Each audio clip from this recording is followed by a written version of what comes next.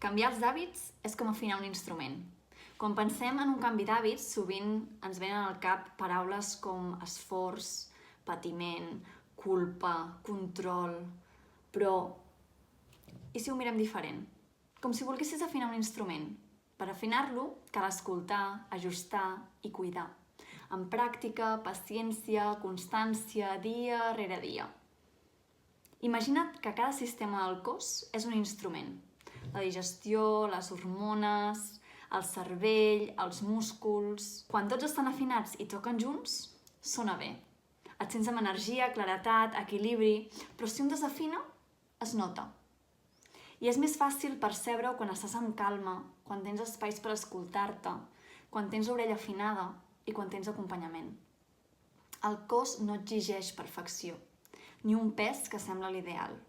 Sovint només demana més nutrients, més calma, més presència i potser una mica de música també.